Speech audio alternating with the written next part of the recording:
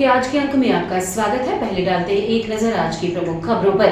रीवा शहर में फिर देर रात लहराई गई पिस्तौल, निजी नर्सिंग होम प्रबंधन ने परिजनों के ऊपर लगाई आग।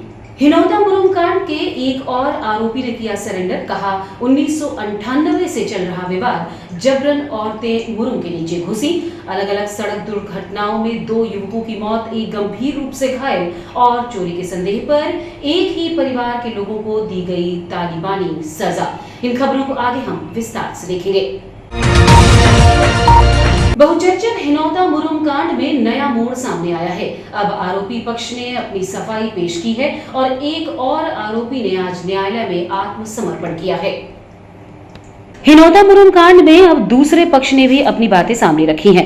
आज न्यायालय में आरोपी आकाश पांडे पहुंचा और आत्मसमर्पण किया। उसने बताया कि ये मामला 1998 से विवाद में फंसा है।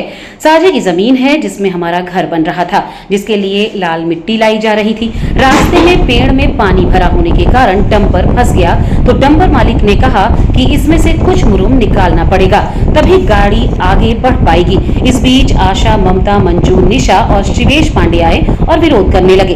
इस बीच कई बार उन्हें रोका गया, लेकिन वो नहीं माने। जैसे ही ड्राइवर ने मिट्टी गिराने के लिए बटन दबाई तो आशा और ममता डंपर के पीछे जाकर बैठ गई। जब तक ड्राइवर उसे कंट्रोल कर पाता, कुछ मिट्टी गिर गई और दब गई। इस घटना के पहले विवाद हुआ था तो 100 डायल ने आकर समझाइश भी दी थी और उनके कहने पर ही मिट्टी गिराई जा रही थी, लेकिन फिर बात बढ़ गई। उन्होंने कहा कि इस मामले में शिवानंद, दयानंद, दशरथ, राम बहोर हरिजन एक्ट लगाने की धमकी भी दे रहे हैं। कुल मिलाकर छोटी बात का बड़ा तमाशा बन गया और गांव से लेकर शहर और राजधानी तक मामले को लेकर हंगामा मच गया। इस बीच राजनीतिक लाभ उठाने की भी कोशिश की गई। जी, क्या घटना हुई थी? कौन से घटना हुई थी, हम लोग ले जा रहे थे वो मतलब लाल मिट्टी अपने घर के लिए, घरेलू काम के लिए ले जा रहे थे। तो ये ममता पांडे, निशा पांडे, मंजू पांडे, आशा पांडे और शिवेश पांडे, ये लोग बाधा मतलब आ रहे थे रोड में, बार बार पहुँच रहे थे, नहीं निकलने देंगे यहाँ से। हम लोग हो गया नहीं, 100 नंबर आई, वो बोली कि अपने घर ले जा रहे हैं, इनको निकलने दो। 100 नंबर हम लोग ले जा रहे थे अपने घर। वो ट्रैक्टर वो डंपर फंस गया। उसके बाद जैसे भी धक्का दी तो भी नहीं निकला। वो लोग बार बार आ रहे थे, हम लोग हटा रहे थे, मत आओ, हम लोग अपने घर ले जाए थे। इसीलिए वहाँ पे मतलब मेड़ थी, वहाँ पे मतलब पानी भरा था, वहाँ पे फंस गया डंपर। तो बोले इसको पलटी करना पड़ेगा। तो हम लोग बोले नहीं जाएगी आगे। तो राजा सिंह बोले सर इसको पलटी करना पड़ेगा आधा, तब जाएगी आगे। तो हम लोग पलटी करवाने लगे। वो लोग दौड़ के 2-3 बार मना भी किया, मत आओ, और वो दौड़ के आई, पलटी करने लगा। वो पीछे से फटका उठाया, वो ममता पांडे और आशा पांडे, वो दौड़ के मतलब जब उठ गया, वो क्या बोलते हैं, फाटक उठ गया, तब दौड़ के आई, वहीं पे लेट गए। तो वो अब सर 2-3 टाली गिर गया। जो आरोप लगाए जा रहे हैं इसका क्या आरोप सही है? ये सब गलत है, आरोप सब गलत है। ये जमीन किसकी है? ये विवाद सब सहखाते की है। हमारे लोग 257 सबके मतलब सहखाते में है। 257 मेरा घर भी बन रहा है, वो रोड भी मतलब जा रही थी, हम लोग ले जा रहे थे उस रास्ते से। तो आज आप यहाँ सरेंडर करने आए हैं? सिलेंडर ही वो मतलब हम लोगों को बोल रहे थे वो फरार है। हम फरार नहीं थे साहब, मैं थोड़ा काम से थोड़ा बाहर चला गया था, इसलिए हम लोग यहाँ पे आए हैं, न्यायालय आए हुए। और हाँ। इसमें बहुत हैं, वो क्या बोलते हैं, शिवानंद, दयानंद और दशरथ यादव, ये लोग मारने के लिए भी बोलते हैं, टांगी लेकर आते हैं, ये है वो है। और शिव बहोर, क्या नाम है उसका, शिव बहोर, ये राम बहोर नाम था। वो बोल रहे थे हरिजन एक्ट लगाऊं तुम लोगों को, ऐसे ही मतलब ये बहुत दिन से 1998 से ये चल रहा है जमीन का जो विवाद है जी। और ये मारने को भी बोलते हैं सबको, घर में कोई नहीं है, सबको मारने की बोलते हैं। क्या नाम है आपका? मेरा नाम आकाश पांडे, निवासी ग्राम हिनौता कोटा। रीवा के एक निजी नर्सिंग होम में रात 12 बजे कुछ युवकों ने अस्पताल में घुसकर हंगामा मचाया और पिस्टल भी लहराई। इस मामले में अस्पताल प्रबंधन ने भर्ती मरीज के परिजनों पर हंगामा करने का आरोप लगाया है। दरअसल ये पूरा मामला शहर के समान थाना क्षेत्र में संचालित प्रार्थना हॉस्पिटल का है, जहां रात तकरीबन 12 बजे कुछ युवक नशे की हालत में आईसीयू में घुस गए और बाहर करने पर पिस्टल दिखाते हुए गार्ड पर बंदूक तान दी। घटना के संबंध में अस्पताल के मैनेजर अविनाश सिंह ने जानकारी देते हुए बताया कि कल दोपहर सुभद्रा सिंह नाम की महिला मरीज को पेट में तकलीफ होने की वजह से भर्ती कराया गया था। आरोप है कि मरीज के अटेंडर ने देर रात नशे की हालत में हंगामा किया और आईसीयू के भीतर और बाहर पिस्टल लहराई। बताया गया है कि आरोपियों ने सुरक्षा गार्ड की कनपटी में बंदूक तानकर उड़ा देने की धमकी दी। इधर भर्ती मरीज के पुत्र ने बताया कि अस्पताल प्रबंधन द्वारा जिन लोगों पर आरोप लगाए जा रहे हैं उन्हें न तो वो पहचानते हैं और न ही उनका कोई लेना देना है। अटेंडर का कहना है कि जिस वक्त ये घटना हुई उस वक्त वो घर में थे और मामले की सूचना अस्पताल से ही फोन पर दी गई थी। फिलहाल इस मामले की शिकायत थाने में दर्ज करा दी गई है, जिसे पुलिस ने जांच में लिया है और सीसीटीवी फुटेज की मदद से आरोपियों की पहचान करने का प्रयास कर रही है। इनके जो पेशेंट हैं, सुभद्रा सिंह पेशेंट हैं, ये हमारे यहाँ दोपहर 2 बजे करीब एडमिट हुई थी। ये इनका ERCP होना था, पेट की जांच जो होनी थी, तो इनका कल का प्लान था। पेशेंट नॉर्मल है, कोई वेंटिलेटर कोई ऑक्सीजन पे नहीं थे, पेशेंट आईसीयू में थे। इनके जो साथ वाले इनका बेटा जो है ड्रिंक किया हुआ है, इनके साथ में जितने भी सब ड्रिंक किए हुए हैं। हमारे आईसीयू में कुछ प्रोटोकॉल हैं कि जो टाइमिंग होता है कि पेशेंट इसी समय मिला दिया जाएगा, है ना। ये लोग हमारे स्टाफ से गाली गलौज कर रहे थे, माँ बहन की गाली दे रहे थे, ठीक है। उसके बाद ये नीचे आके सिक्योरिटी गार्ड को गन पॉइंट दिखा रहे थे, गन दिखा रहे थे। आईसीयू में भी गन लेके गए हैं, पूरे हॉस्पिटल में गन लेके घुसे हैं। हॉस्टल पर के अंदर सिगरेट पी रहे हैं, ड्रिंक कर रहे हैं, पूरा बवाल का माहौल कर दिए हैं ये।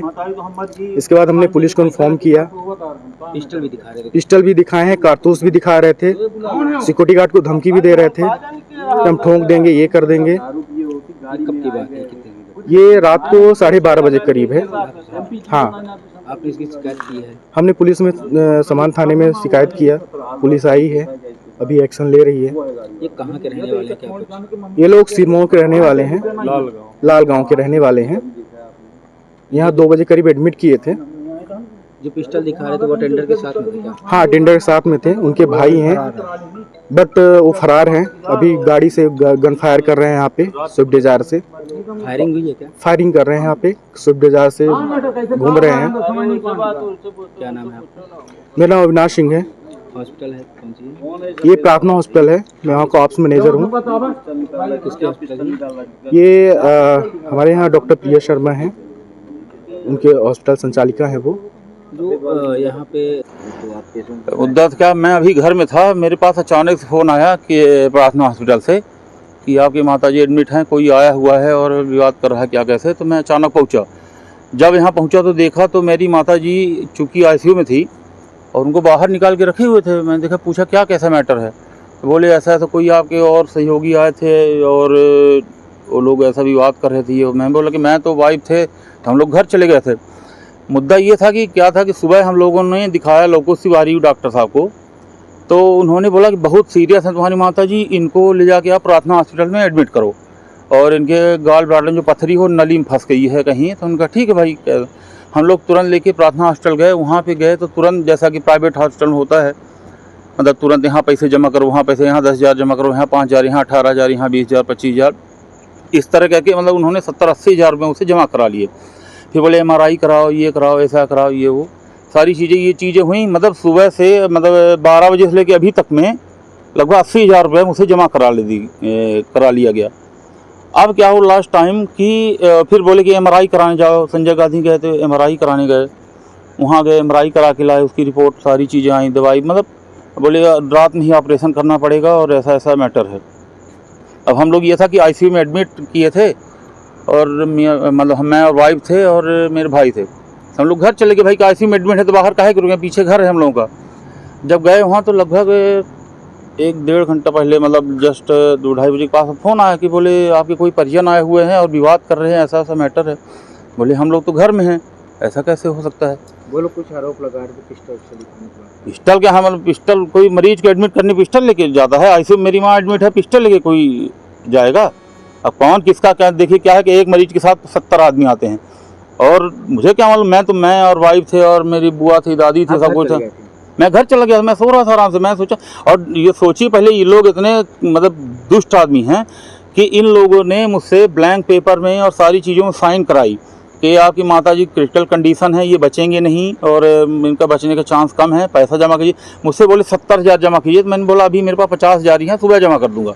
बोले नहीं, पैसा जमा कीजिए। 2 डॉक्टर बुलाए मुझे अंदर केबिन के अंदर और बोले पैसा जमा कीजिए, क्रिटिकल कंडीशन, एनेस्थीसिया देंगे, उनकी मौत भी हो सकती है, ये वो, और नहीं कराएंगे तो भी उनकी मौत हो जाएगी, एनेस्थीसिया से मौत हो सकती है। देखने को सबसे बात, ये सारी घटनाएं हुई, सारी चीज़ें हुआ, रात में ही 2 बजे रात में ही आपके पेशेंट को हॉस्पिटल से बाहर कर दिया गया। क्या मानते हैं किस प्रकार से सारी घटनाएं हुई? मुझे जानकारी नहीं, मैं तो घर में था। बोले कि कोई आपसे मिलने आया था। देखिए क्या है कि वहाँ पे 50 बेड सीट है। बस अस्पताल प्रबंधन है, FIR कार्रवाई, वो सारी चीजें हैं, कोई पिस्टल लेकर कहीं कोई FIR कोई दर्ज कराने कोई नहीं आया है, पता नहीं क्या बोले हैं। हाँ, सबसे बड़ी बात ये सामने आती है कि रात में आपकी माता जी हॉस्पिटल में, उन्होंने रात में ही उनको बाहर कर दिया। भाई देखिए बात सुनिए, उन्होंने मुझसे साइन कराए, मुझसे पैसे जमा कराया, जिम्मेदार व्यक्ति मैं था, मुझे बताना चाहिए कि कौन आया है, क्या कैसे क्या मैटर है। पता चला कि बोले नहीं बाहर ले जाइए मरीज। मैं बोल रहा हूँ, रिक्वेस्ट कर रहा हूँ कि उनका ऑपरेशन होना है। बोले आप रात में ऑपरेशन हुआ है, ठीक है। तो मैं पैसा पूरा जमा कर दिया, सब कुछ है। कौन आया कहाँ गया मुझे क्या पता। भाई एक मरीज को देखने पूरा गांव इलाका आता है देखने, मुझे क्या कौन आया क्या कर। रात में ही उन्होंने बाहर कर दिया। अभी रात में बाहर कर दिया। पेशेंट गाड़ी में बैठे हुए हैं और जेल को लगा हुआ है और ICU से निकले हैं, सब कुछ है। भाई देख लीजिए वही कि मैं, देखिए बात क्या, देखिए मुझे सुनिए, मैं भी जानबूझ के उठा लाया, इसलिए उठा लाया कि देखिए क्या डॉक्टर हैं, कहीं गलत सलत इंजेक्शन दे दिए, कुछ दे दिए और बोल देंगे कि भाई हम साइन तो उससे ऑलरेडी कराया हुआ है, ब्लैंक में साइन कराया हुआ है, उसमें लिखवाया हुआ है कि मतलब आप खतरा है इनको।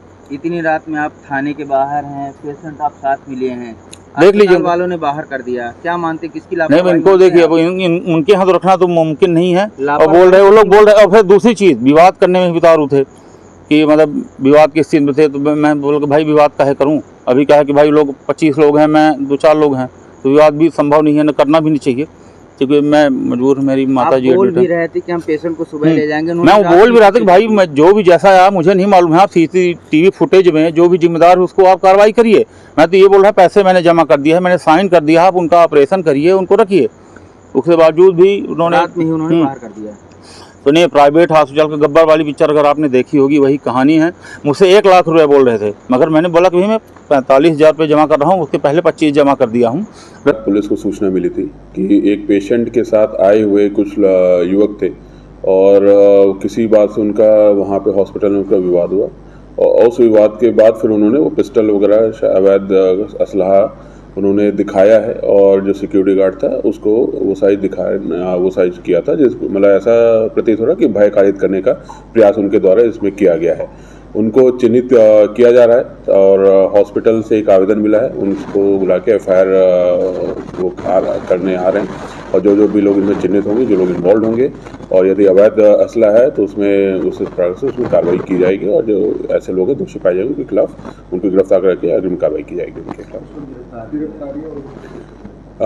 कुछ संदेही हैं और जिनसे पूछताछ की जा रही है अभी, और फॉर्मल FIR जब रहता है तभी हम गिरफ्तारी और वो सारी चीज़ें होती हैं, तो अभी संदेहियों से पूछताछ की जाती है।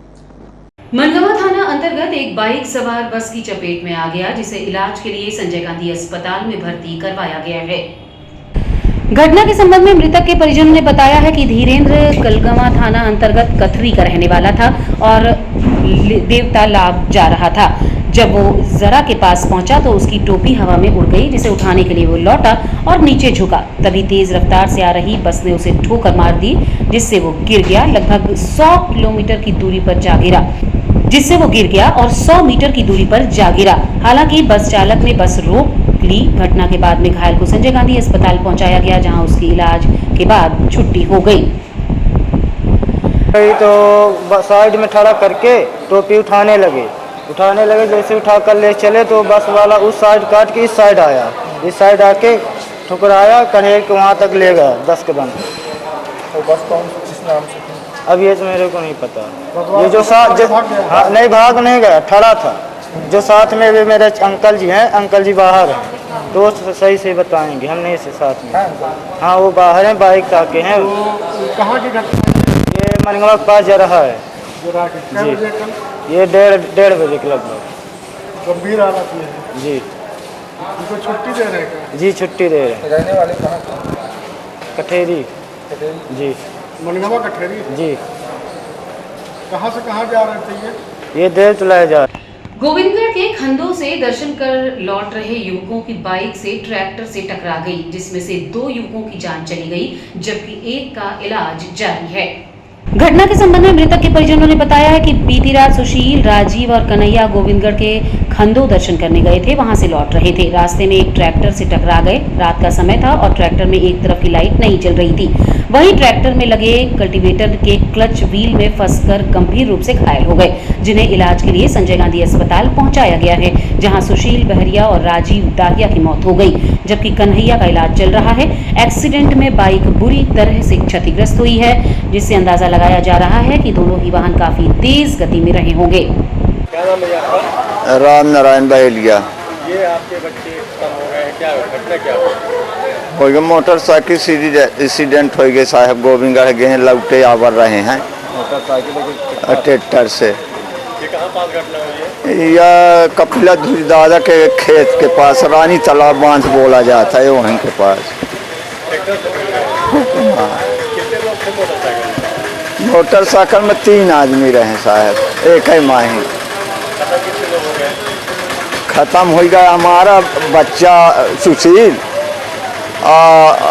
ओकर राजन दाहिया, एक जन बचा हवे हुआ कन्हैया। कन्हैया। अभी जो खत्म हुए हैं कौन कौन खत्म हुए? सुशील बहलिया और राजीव। राजीव, ये लोग खत्म। हम हमारा वाला क्या नाम आपका? हमारा नाम सुदर्शन दाहिया। आपका बच्चा भी खत्म हुआ? जी। क्या नाम था उसका? पोखर राजीव दाहिया। अच्छा, ये लोग सब गोविंदगढ़ गए हुए थे। ये गोविंदगढ़ खंडो के रहे हैं। खंडो से हुआ से लौटे दर्शन वर्शन करके तो हुआ ही नहीं तो टीकर में हुआ एक्सीडेंट? टीकर में भैया साहब के बंधुआ के नर्सरी के बगल है। रात में वो कै बजे हुआ? 7:30 पहले ही हो गया, अंधेरा हो गया था। जी। 7:20 से 7:30 ट्रैक्टर का क्या लाइट वाइट क्या था? ट्रैक्टर के एक लाइट नहीं जल रही थी। एक लाइट नहीं जल रही, एक लाइट जल रही। कल्टीवेटर फांसे रहा तो वो कहीं झमत है। कल्टीवेटर था और उसमें क्या बोलते हैं, कैच व्हील और एक लाइट न जलने के कारण ये एक्सीडेंट हुआ है। रीवा जिले के जवा थाना क्षेत्र में चोरी के संदेह पर एक परिवार पर धारदार हथियार, लाठी, डंडों से हमला कर दिया गया। गंभीर मारपीट में एक युवक की उपचार के दौरान मौत हो गई। घटना के संबंध में परिजनों ने बताया कि जवा थाना क्षेत्र के बिजवाड़ में 2 महत्वपूर्ण चोरी की घटना हुई थी।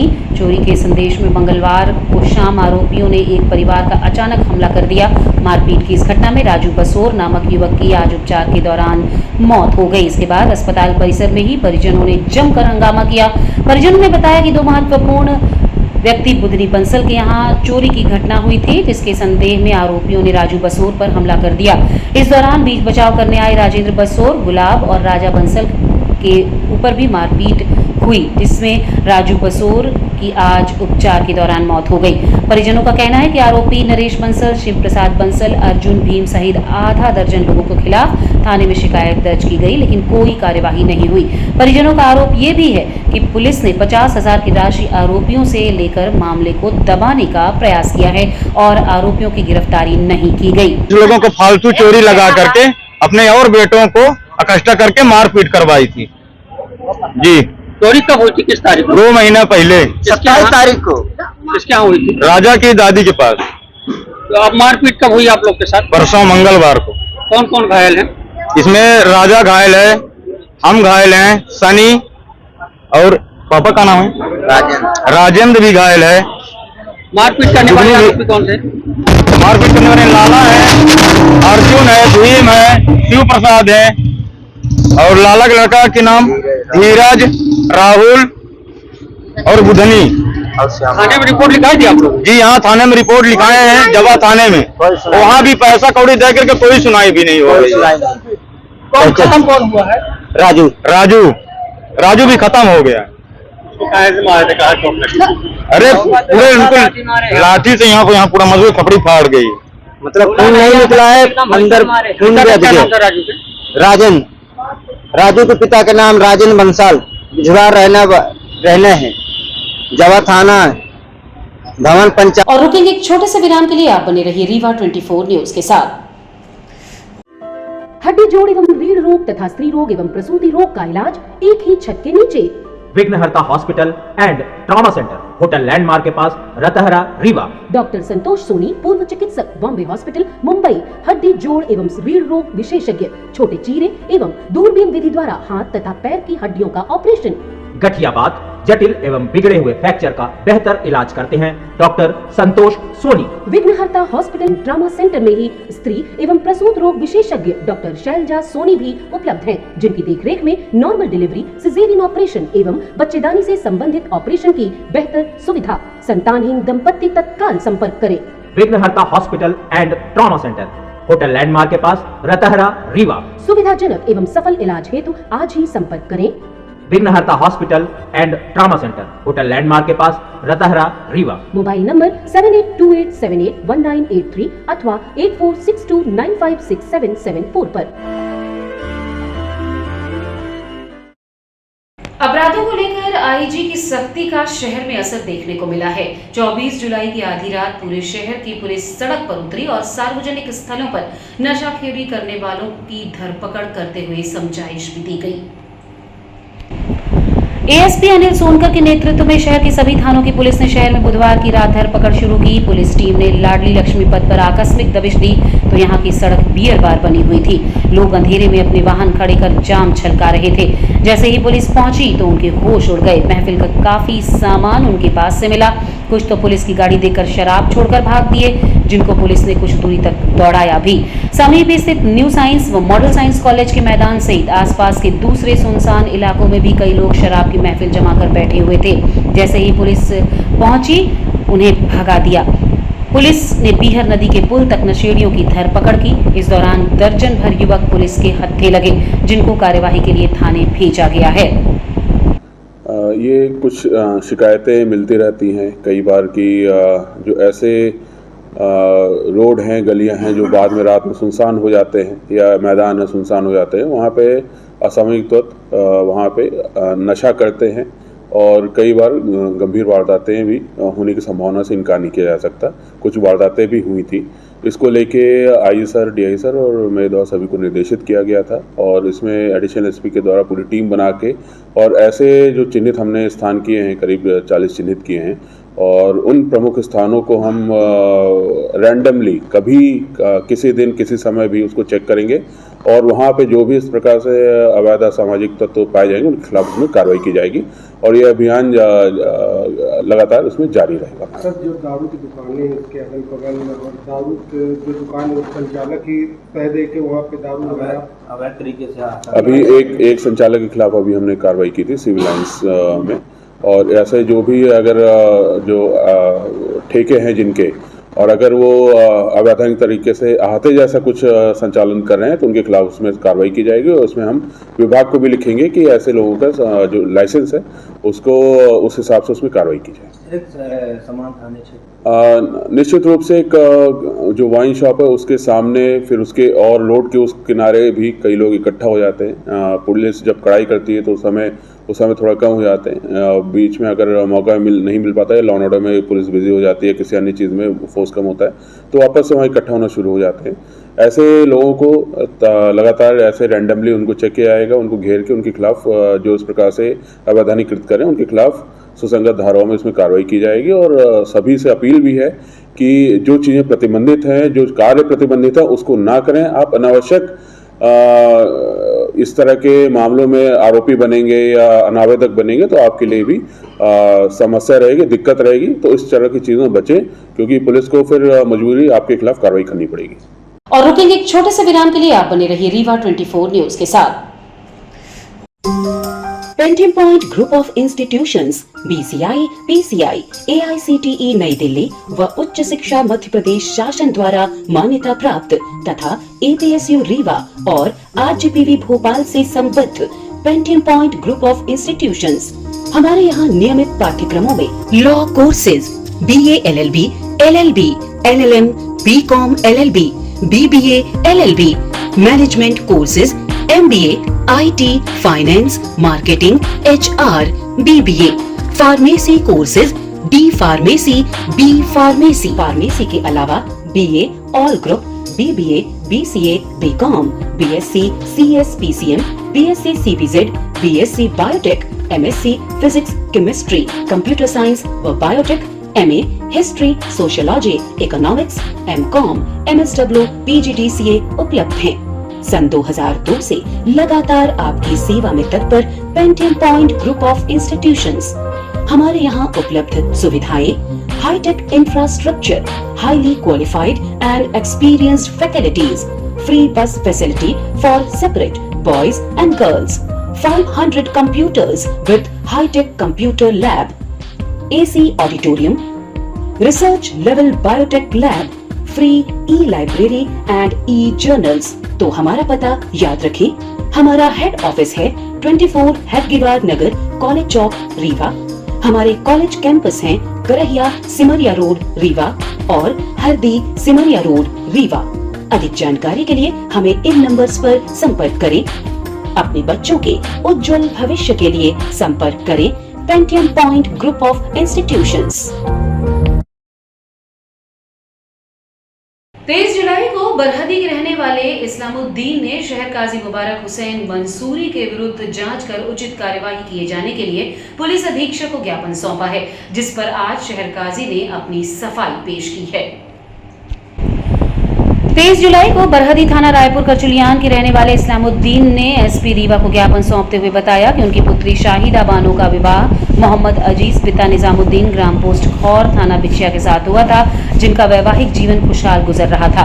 उनके 2 बच्चे भी हैं, लेकिन 9 जून को शहर काजी ने उनकी पुत्री शाहिद बानो का विवाह गोलू उर्फ नफीस पिता मोहम्मद नसीम निवासी मोहरबा थाना जिला मैहर के साथ करवा दिया, जो कि इस्लाम के विरुद्ध है। जिसके बाद आज शहर काजी ने अपनी सफाई पेश करते हुए क्या कहा, आइए आपको दिखाते हैं। शहीदा बानो ने ये मेरे पास अर्जी की और दरख्वास्त पेश की कि मेरे पति ने मुझे कई बार मारपीट करके और तलाक देकर भगा दिया। मुझे जानवरों के तरीके से पीटते हैं और मारते हैं।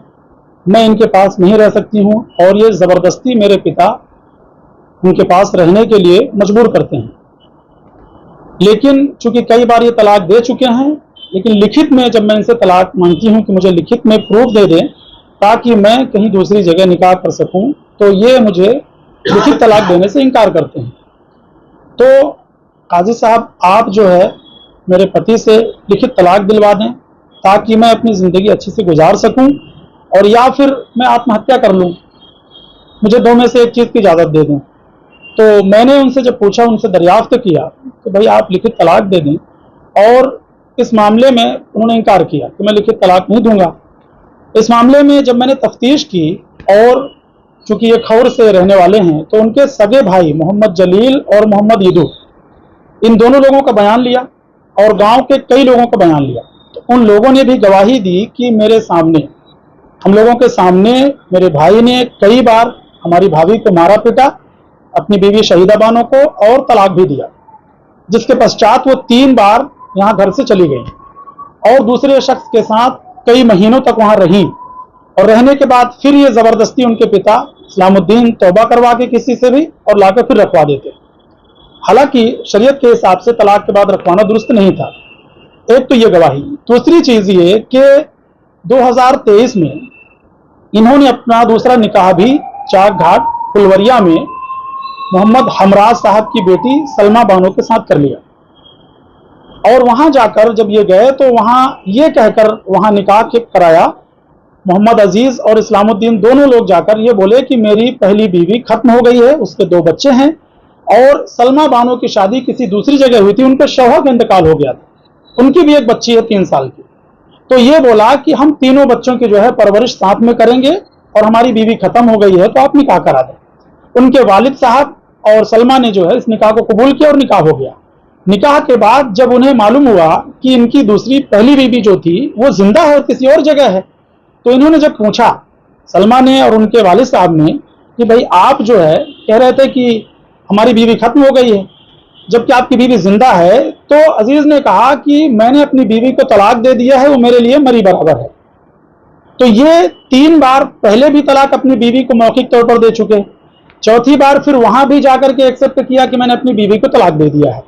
तो हमारे पास जब ये मामला आया तो हमने इनसे कहा कि आप तलाक दे चुके हैं तो लिखित तलाक दे दीजिए, और आप दूसरी शादी भी कर चुके हैं तो आपकी जिंदगी अच्छे से आप गुजार रहे हैं, लेकिन उसको क्यों परेशान कर रहे हैं, तो उसको भी तलाक देंगे। तो उन्होंने कहा कि मैं लिखित तलाक इस शर्त पर दूंगा और कि मुझे ना तो मैं महर की रकम दूंगा, ना ही मैं जहेज दूंगा, ना ही इद्दत का खर्चा दूंगा, और मुझे सारे जेवरात जो मेरी बीवी शहीदा बानो के पास हैं, यानी ससुराल से और मायके से मिले हुए सारे जेवरात भी चाहिए, और मुझे 3 लाख रुपए अलग से चाहिए।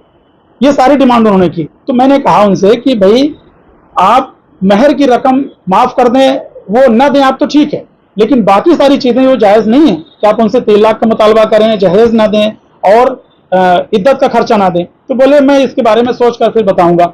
इसके बाद ये बेला में चूंकि रहती थी शहीदा बानो, वहां जाकर इसने उनके जेवरात ले लिए कि मैं तुम्हें लिखित तलाक दे रहा हूं, मुझे जेवरात दे दो। जेवरात लेने के बाद फिर इनकार कर दिया कि अब मैं तुम्हें लिखित तलाक नहीं दूंगा। तो इन सब से ये चीज साबित हुई कि लिखित तलाक अगरचे अजीज ने नहीं दिया, लेकिन मौखिक तौर पर कई बार तलाक वो दे चुके। उसकी बीवी का खुद बयान, उसके सगे भाइयों का बयान, गांव के लोगों का बयान, और जहां दूसरी शादी की थी उसका भी बयान है। तो तलाक साबित हो चुकी। जब तलाक हो चुकी तो मैंने फिर इनसे कहा कि आपकी मौखिक तलाक हो गई है, लिखित तलाक की जरूरत, ये जरूरी नहीं है कि जब तक लिखित कोई नहीं देगा तो तलाक नहीं होगी। अगर मौखिक तलाक भी है तो तलाक हो गई। आप इद्दत गुजारें और इद्दत गुजारने के बाद अपना दूसरा निकाह कर लें।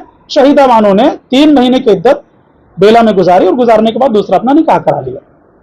आज की खबरों में बस इतना ही। नई खबरों के साथ कल होंगे पुनः उपस्थित। अब दीजिए इजाजत। नमस्कार।